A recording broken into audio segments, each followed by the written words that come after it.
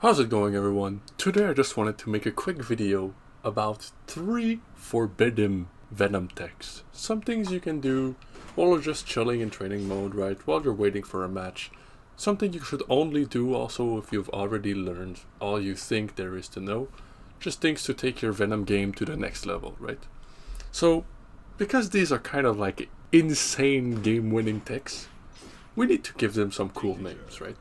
Danger, shut up. Tech number 1, you can actually 6p into gunshot, right? If you time it perfectly, this is a frame perfect input, you can do 6p into gunshot, which is really cool. This is kind of useless just on a block string, right? Because you'd never do that. You'd never do 5p, 6p gunshot, something like that. Well, I mean, you could, right? But like, that's not the point. The point of the tech is that after a ball set, you can hit it with 6p into a gunshot. And this covers like every option. This covers jumping, and this covers blocking. And obviously after Stinger, you get to just set another ball down. So this is very, very important if you want to just kind of stay full screen and just do your thing and force out your opponent to react, build some chip, build some meter, whatever. Frame perfect 6p, because it's kind of a frame perfect move. How about we call this the electric 6p? Ooh. Electric Stinger, maybe. Electric Stinger sounds cooler. So yeah, 6p, frame perfect 6p. You need to press forward and punch at the same time for you to get this. If you press punch just a frame too late, you'll not get it. Obviously you need to have your charge ready as well. And if you press punch a frame too early, you'll get 5p instead of 6p. So yeah, electric Stinger. Tech number 2.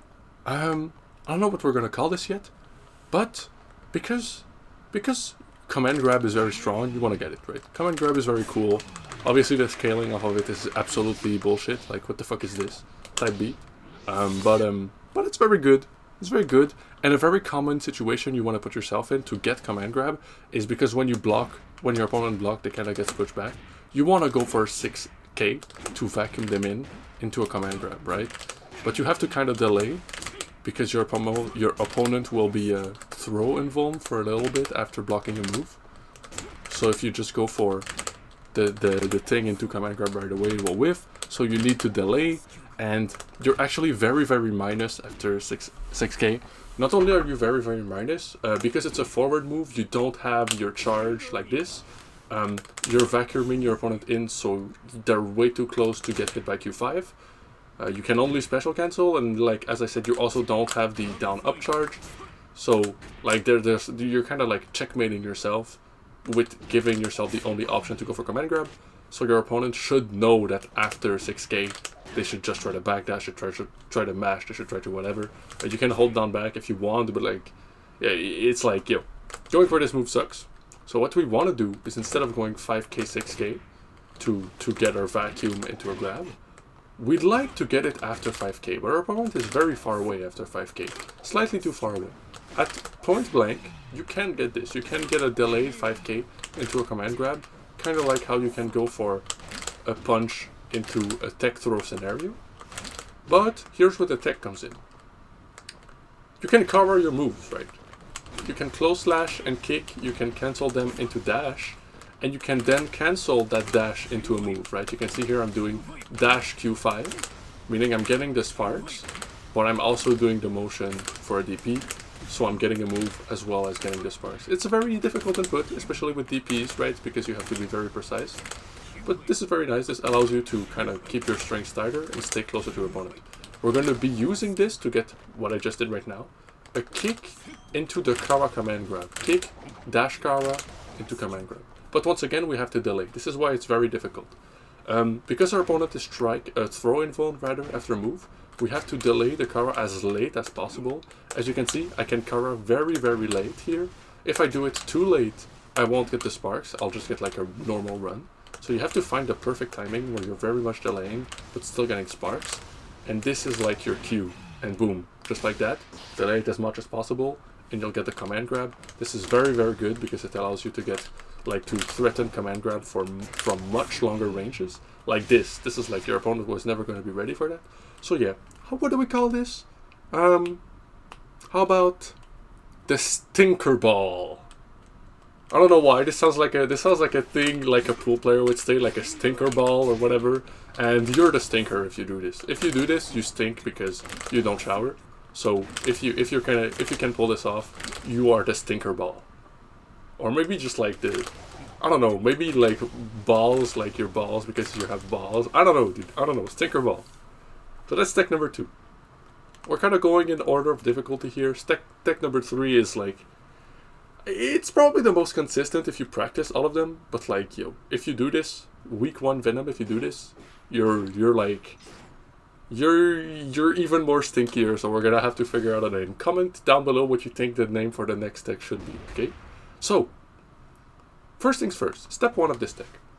In Guilty Gear Exard, doing close slash into the down-up ball, or the Carcass Raid, right? Down-up is the Carcass Raid, back-forward is Stinger. So doing close slash into Carcass Raid used to be a frame-perfect click. Now, just do close slash and try to tap down as fast as you can, because close slash has such a large cancel window, and it's such a slow move, such an easily hit confirmable move. It's very easy to do close slash into Carcass Raid. So, close slash into Carcass Raid, very useful.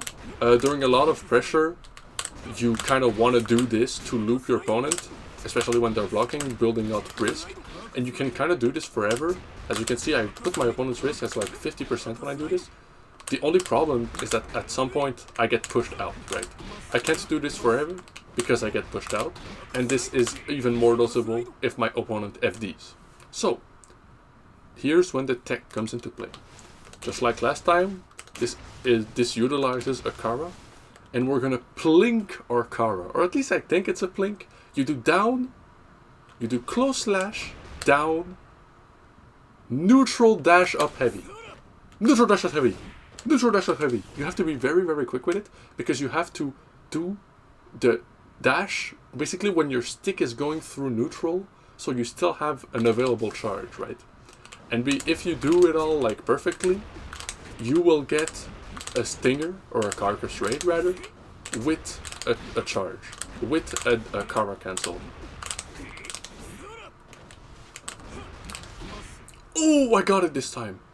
As you can see, like, it took me like a million attempts, right? I was like so not ready to get it. But like, as you can see, after I did it, I was much closer to my opponent than when I just do this with no Kara, right? I'm never gonna get it a second time, right? But like, yo, this is technically able to be done consistently. I don't know what to call this. Comment down below what you think it should be called.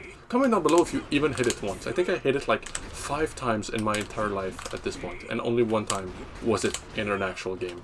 But yeah, this allows you to keep your strings much tighter, and pretty much loop your pressure forever if they don't FD, and if they do FD, they start bleeding out resources.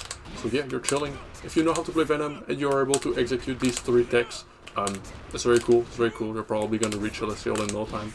The very cool thing about this tech as well is that because it's a down dash up input, the input is the same on the left that it is on the right? So like, if you're able to do it, you don't have to like learn 2 combos, you just do the same thing. Assuming you're using a dash macro. But there's no way you're doing this without the dash macro, by the way. Like, this is too crazy. Let's see if I can hit it one last time for the end of the video. Ooh, there we go, there it is. That's my 6th time ever hitting it. But yeah, thanks for watching, guys. Hopefully this helps you get your Venom to the next level. Once again, these are like super not mandatory if you want to just play Venom for fun. But if you're looking for something to do in training mode while waiting for your matches, while doing whatever, or you're just bored and you want to like take your shit to the next level, yeah, these are 3 great things to work on. And thanks for watching, guys, and I'll see you guys, I don't know, when Ranked comes out actually. Maybe I'll start playing again. Alright, bye bye.